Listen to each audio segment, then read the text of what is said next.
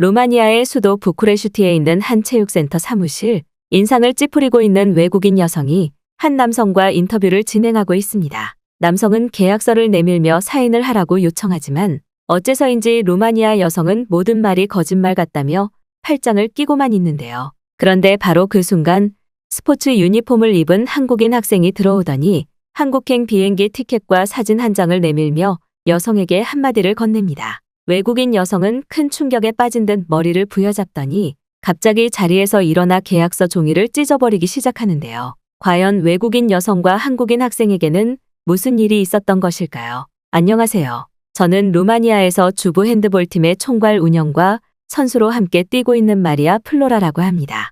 약 3년 전에 작은 동아리에서 시작해 정식 핸드볼 선수 등록을 하기까지 우여곡절을 거듭해 규모가 상당히 커진 저희 주부 핸드볼팀은 얼마 전 한 한국 방송사의 제안을 받게 되었는데요. 한국에서 전문 스포츠 다큐멘터리 촬영을 하고 있다던 한국인 여성분은 저희 루마니아 주부 핸드볼팀이 한국의 핸드볼팀에 큰 영감을 받을 수 있을 것 같다며 왕복 항공권과 3주 동안의 호텔 숙식을 약속했고 아무런 조건 없이 한국을 다양하게 즐기기만 하면 끝이라는 제안을 하셨습니다. 사실 현재 저희 주부 핸드볼팀은 루마니아 체육회의 지원을 거의 받지 못하고 있고 또 각자의 생업 때문에 대회에 참여조차 하기 힘든 것이 현실이라 저는 이번 한국에서의 촬영이 마지막을 기념하기에 매우 좋은 계획이라고 생각해 곧바로 팀원들에게 한국 방송사의 제안사항을 전달하며 한국으로의 마지막 여행을 제안했는데요. 하지만 어째서인지 한국이라는 나라에 거부감을 가지고 있던 팀원들은 아이들을 돌봐야 한다거나 늦은 나이에 후진국인 한국으로 갔다가 큰 피해를 받으면 어떻게 하냐는 황당한 소리만을 늘어놓았고 결국 저는 팀원들 중 아직 아이가 없고 그나마 나이가 어린 몇몇 선수들만으로 팀을 꾸려 한국으로 떠나게 되었습니다.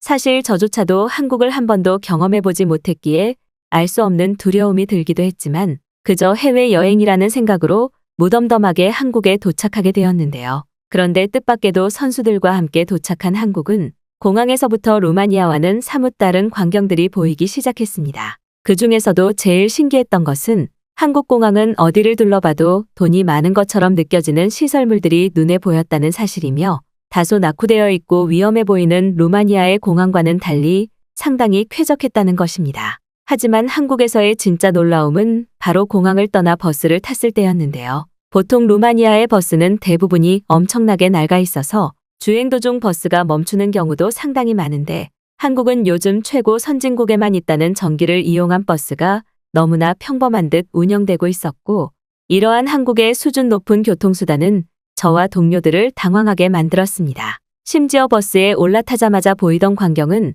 제 눈을 의심하게 했는데요. 버스 내부에 있던 수많은 한국인들은 특이하게도 창문에 붙어있는 무언가에 기대에 눈을 감고 잠을 자고 있었고 저와 동료들은 이게 지금 대체 무슨 상황이냐며 기겁할 수밖에 없었습니다. 일반적으로 루마니아에서는 아직도 낮은 치안으로 인해 교통수단을 이용할 때에는 절대 잠을 자면 안 되고 혹시 너무나 잠이 오면 휴대폰에 경찰의 번호를 입력해놓고 손에 쥔 채 살짝 조는 것만이 전부인데 버스 안에 한국인들은 모두가 작정이라도 한 듯 마음 놓고 편하게 잠을 자고 있었기 때문인데요. 그런데 바로 그 순간 한 동료는 한국인들이 기대고 있는 창문에 믿을 수 없는 것이 붙어 있다며 난리를 치기 시작했습니다. 가까이서 다가가 살펴보니 놀랍게도 그것은 버스 창문에 붙어있던 수면용 베개였고 저는 어떻게 버스에 이런 것이 있을 수 있냐며 도저히 믿어지지가 않았는데요. 살면서 처음 본 버스 창문 베개에 저뿐만 아니라 다른 동료들도 깜짝 놀란 반응을 보였고 심지어 몇몇 동료들은 곧바로 사진을 찍어 자기 아들이나 딸에게 보여주며 한국이라는 나라는 너무 안전해서 이렇게 아예 버스에서 잠을 편하게 잘 수 있도록 공공시설물인 창문 베개를 설치했다는 호들갑을 떨기 시작했습니다. 이러한 창문용 베개가 설치되어 있다는 사실도 놀라웠지만 더욱 큰 충격은 바로 이렇게나 마음 놓고 버스에서 편하게 잘 수 있는 한국의 높은 시민의식과 치안 시스템이었어요. 저 또한 루마니아에 있을 때에는 주부로서의 일과와 훈련 등으로 너무 피곤해 잠이 올 때가 많았지만 혹시나 가방이나 지갑을 도둑 맞을까봐 자는 것은 엄두도 못 냈는데 한국의 평범한 버스는 모두가 약속이라도 한 듯 창문의 베개에 기대 편하게 잠을 잘 수 있었고 이것은 사실상 한국이 얼마나 살기 좋은 안전한 선진국인지 피부로 느낄 수 있는 엄청난 경험이었죠. 그런데 한국 버스에서의 놀라움은 여기서 그치지 않았는데요. 놀라움도 잠시 버스 좌석에 앉아 곧바로 창문 밖의 풍경을 즐기기 시작한 저는 버스 통로 한쪽에 설치되어 있던 굉장히 이상한 물건을 발견하고 말았습니다. 처음에는 별것 아니라고 생각했지만 잠시 후 버스가 멈췄을 때 한 한국인이 그곳에서 물을 받아 마시는 모습을 보고 저는 저희 생각이 맞았다는 사실에 너무나 큰 충격을 받았는데요. 버스의 내부에는 루마니아에서는 비싸서 중산층도 사용할 엄두를 못 내던 정수기가 설치되어 있었고 심지어 온수와 냉수가 전부 가능한 한국 버스의 정수기는 존재 그 자체만으로도 한국이 얼마나 부유한 나라인지 그대로 느낄 수 있을 정도였습니다. 저와 주부 선수 동료들은 너무나 놀랐지만 한국인들에게는 평범한 일상인 듯 몇몇 한국인들은 실제로 자신이 가져온 커피 가루를 버스의 정수기를 이용해서 마시는 모습도 볼 수 있었고 심지어 정수기 옆에 일회용 컵까지 무료로 제공되고 있었다는 사실은 보면서도 믿어지지가 않았는데요. 아직도 루마니아에서는 경제 상황이 그다지 좋지 못해서 중산층 이상의 부유한 경제가정이 아니라면 정수기를 보기조차 힘들고 마을에 정수기를 샀다는 사람이 나타나면 꼭 그것을 훔쳐가려는 노숙자들이 나타나는 범죄 상황까지 발생해 아무리 돈이 많은 사람들이라도 불편을 감수하면서 물을 끓여서 마시는데 버스 내부에 있던 한국인들은 그 누구도 버스에 설치되어 있던 정수기를 훔쳐가려는 행동조차 보이지 않았습니다. 한국인들에게는 평범한 버스에서의 일상이겠지만 한국을 처음 방문한 저와 주부 동료들은 당장 이러한 시스템을 루마니아에 도입해야 된다며 연신 사진을 찍기 바빴고 심지어 한국 버스의 정수기 사용법을 동영상으로 찍어 올린 그레차는 SNS에서 그 나라가 대체 어디냐며 메시지 목록이 한국에 대한 질문으로 가득 차기 시작했어요. 한국에 대해 전혀 몰랐던 저는 바로 그 순간 한국이 얼마나 살기 좋고 편리한 인프라를 갖춘 나라인지 뼈저리게 느낄 수 있었고 아이디어가 돋보였던 버스 창문의 휴대용 베개는 아무런 교통 인프라 발전이 없는 루마니아와 더욱 비교되어서 좌절감까지 느껴지더군요. 버스를 타고 곧바로 내려야 했던 저와 팀원들은 조금 더 한국 버스를 즐기며 목적지를 정하지 않은 곳에서 내려보자고 했고 그렇게 약 1시간 뒤 서울의 한 도심에서 하차하게 되었습니다.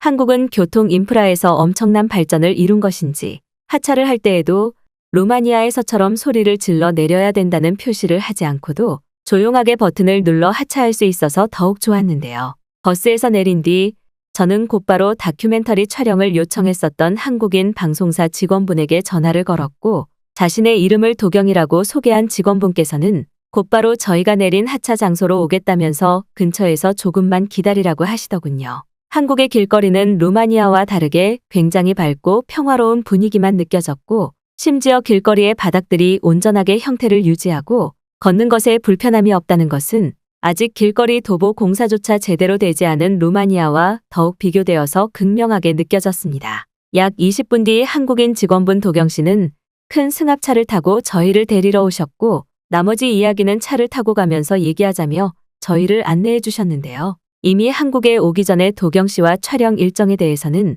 많은 대화를 나누고 조율을 했던 상태였기에 변동사항은 거의 없었는데 뜻밖에도 도경 씨는 촬영 계약서를 작성하기 위해 저희의 증명사진이 필요할 것 같다는 황당한 말과 함께 증명사진은 어느 때나 준비를 할 수 있으니 일단은 급한 숙소부터 해결하자며 설명을 이어나가셨는데요. 하지만 저와 동료 선수들은 증명사진이 언제나 준비를 할 수 있다는 말이 도저히 이해가 되지 않았고 참을 수 없는 궁금증에 루마니아에서는 증명사진을 찍으려면 약 3개월 이상의 행정 절차와 사진 계약서와의 일정 조율이 필요한데 어떻게 아무 때나 가능하냐는 질문을 건넬 수밖에 없었습니다. 실제로 루마니아에서는 국가에서 지정한 증명사진은 행정처리 기관의 요청을 전함과 동시에 그에 맞는 증명사진 계약서를 가지고 지정되어 있는 사진사에게 가야만 촬영을 할 수 있고 이러한 행정처리 절차가 워낙 느리기 때문에 늦어지는 경우 무려 6개월 이상이 걸릴 때도 있는 것이 현실인데요. 그런데 도경 씨는 저와 동료 선수들의 질문을 듣더니 갑자기 깜짝 놀라는 반응을 보이며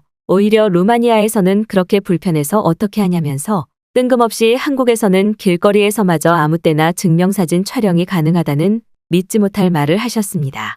증명사진이 길거리에서 촬영할 수 있다니 당황한 표정을 보이고 있는 저에게 도경 씨는 휴대폰으로 뭔가를 검색하더니 잠시 차를 세우고는 저희 보고 빨리 내리라고 하셨는데요. 그리고 차에서 내린 그 순간 저는 눈앞의 광경을 도저히 믿을 수가 없었습니다. 그곳에는 디지털 방식으로 사진을 찍을 수 있는 상당히 규모 있는 사진관이 무인으로 24시간 동안 운영되고 있다는 외국어 설명과 함께 실제로 내부에는 이미 많은 한국인들이 증명사진을 찍거나 자신에게 필요한 디자인 사진을 찍고 있었고, 더욱 놀라웠던 것은 이러한 사진이나 요금이 8,000원 정도로 너무나 저렴했다는 사실인데요. 루마니아에서는 증명사진의 기간도 오래 걸리는 것이 문제이지만 진짜 큰 문제는 한번 증명사진을 찍을 때마다 무려 5만 원 이상의 기술 요금이 부과된다는 것인데, 한국은 루마니아보다 이러한 사진이나 기술이 상향 평준화된 것인지 상당히 저렴한 비용으로 증명사진은 물론 여권 사진부터 자신이 원하는 디자인 사진까지 전부 출력이 가능했습니다. 심지어 사진을 찍자마자 10초 만에 증명사진이 출력되는 모습은 저와 동료 선수들을 큰 충격에 빠뜨렸고, 저는 길거리에서 증명사진 인화가 가능한 한국의 도시 인프라에 정말 할 말을 잃어버리고 말았는데요. 도경 씨는 한국에서는 증명사진이 급하게 필요할 때마다 대부분 이러한 무인 사진기를 자주 이용한다며 직접 저희의 증명사진을 하나하나 찍어주셨고, 곧바로 그 자리에서 계약서에 사진까지 붙이며 일사천리로 일이 진행되는 모습을 보여주시더군요. 한국이 얼마나 편리한 삶을 살 수 있는 나라인지 눈으로 직접 확인한 순간이었고, 평소 주부로서의 업무도 해오던 저와 동료들은 증명사진이 이렇게 편한 업무였냐며 당황할 수밖에 없었습니다. 한국은 이미 루마니아가 넘볼 수도 없는 기술 선진국의 발전을 이룬 나라였고, 저는 바로 그 순간 가족들과 함께 한국으로 이민을 오고 싶다는 생각이 들더군요. 주위를 둘러보니 이미 젊은 한국인 커플들이 증명사진을 찍으며 사진관 책상에서 계약서를 쓰고 있었고, 저는 루마니아에서는 꿈도 꿀 수 없던 편리한 삶이 한국에서는 가능하다는 생각에 국가 간의 발전 차이가 이렇게 심했구나라는 생각마저 들 정도였죠. 짧은 증명사진의 신세계 체험을 마친 뒤 도경 씨는 저희의 놀란 모습을 보더니 촬영을 시작하기 전 서울 중심 도심을 구경하자고 제안했고, 한국에 아주 푹 빠져버린 저와 동료들은 서울을 체험해 볼 수 있다는 생각에 들뜨기 시작했습니다. 도경 씨는 한국의 지하철을 타봤냐면서 저희에게 질문을 건넸고, 저는 버스는 타봤지만 지하철은 타보지 않았기에 한국의 지하철은 얼마나 대단할까라는 생각을 가진 채 도경 씨의 뒤를 따라 지하철로 향했는데요. 사실 루마니아에서는 중심 수도를 제외하고는 지하철이 연결되어 있는 도시가 거의 없기에 루마니아 국민들조차 지하철을 타본 사람은 거의 없을 정도인데요. 결혼하기 직전 딱 한 번 루마니아의 수도인 부쿠레슈티의 지하철을 탑승해 본 기억은 있지만 아직도 루마니아의 지하철은 제대로 공사조차 끝내지 못해서 너무나 낙후되어 있고 더러운 것이 기본이기에 그렇게 좋았던 기억은 아니었습니다. 그런데 놀랍게도 동료 선수들과 함께 도경 씨를 따라 들어간 한국의 지하철은 그 내부에서부터 공항과 비슷한 수준의 놀라운 쾌적함을 보이고 있었는데요. 그 중에서도 제일 신기했던 것은 지하철 내부의 화장실이었습니다. 보통 루마니아의 지하철 화장실은 제대로 관리가 되지 않아 아예 문이 잠겨 있는 경우가 많거나 문이 열려 있어도 청소를 거의 하지 않아 들어가면 심각한 악취와 더러움에 사용조차 하지 못하는 것이 현실인데, 한국은 전혀 다른 모습을 보이고 있었는데요. 화장실이었음에도 쾌적함은 기본에 따뜻한 물까지 나온다는 사실은 엄청난 충격으로 다가왔고, 저는 화장실이 이렇게 깨끗할 수 있다는 사실에 어안이 벙벙했습니다. 그런데 그때 저는 굉장히 이상하게 생긴 처음 보는 시설물을 발견하게 되었는데요. 안에는 작은 액체가 담긴 채 벽에 붙어 있던 그 시설물은 처음 봐서는 도저히 그 용도를 알 수가 없었고, 저는 엄청난 궁금증에 도경 씨를 불러 이게 대체 뭐냐며 호들갑을 떨고 말았습니다. 그런데 그 다음 도경 씨의 말은 믿기 어려울 정도의 충격이었는데요. 도경 씨는 한국의 공중 화장실 내부에는 이렇게 입안에 가글을 할 수 있는 일회용 위생 가글이 항상 제공되고 있다면서 직접 옆에 있는 위생컵을 이용해 가글을 하는 모습을 보여주었고, 그 순간 저와 동료 선수들은 할 말을 잃고 말았습니다. 아무리 한국이 위생적인 국가라고는 하지만 공공시설인 화장실에 일회용 가글이 무료로 제공되고 있다는 사실은 도저히 믿기가 어려웠기 때문인데요. 아직도 루마니아에서는 공중 화장실은커녕 지하철조차 운영이 제대로 되고 있지 않은데, 한국의 지하철 화장실은 편하게 화장실을 사용할 수 있는 것과 함께 편리하게 가글까지 가능한 편의시설까지 제공되고 있었죠. 하지만 한국 지하철의 놀라움은 여기서 끝나지 않았습니다. 주위를 둘러보니 위생용 가글뿐만 아니라 화장실과 물티슈, 심지어는 위생에 더욱 신경을 쓴 듯한 종이비누까지 화장실 한쪽에서 제공되고 있었고, 말 그대로 루마니아에서는 목욕탕과 다름없을 정도의 편리함을 갖춘 한국 지하철 화장실은 그 자체만으로도 마치 메이크업샵처럼 느껴질 지경이었습니다. 또한 지하철 이용객뿐만 아니라 화장실이 급한 사람이라면 언제나 사용할 수 있게 항상 개방되어 있던 한국의 지하철 화장실은 한국인들의 삶이 얼마나 쾌적한지 그대로 느낄 수 있을 정도였죠. 도경 씨는 오히려 루마니아의 열악한 인프라에 정말 그런 나라가 있었냐며 놀란 반응을 보였고, 저는 도경 씨의 반응에 결국 한국으로 이민을 오고 싶다는 상담까지 진행하게 되었습니다.